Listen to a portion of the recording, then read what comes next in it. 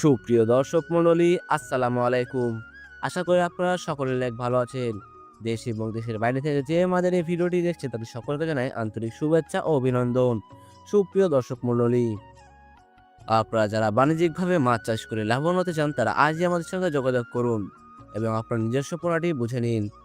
সুপ্রিয় দর্শক মণ্ডলী, আপনারা যারা একবার বাণিজ্যিকভাবে এই ভিয়েতনামি শোল মাছ চাষ করেছেন তারাই জানেন এই মাছ থেকে কত লাভবান।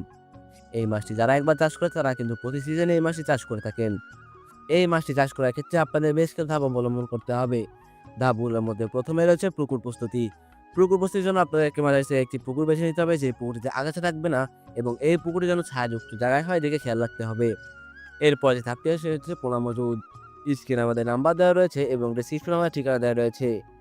আমরা কিন্তু অনেকদিন যাবৎ আপনাদের কাছে বিশ্বাসের সহিত মাছ দিয়ে আসছি। তাই আপনারা নির্ভয়ে আমাদের সাথে যোগাযোগ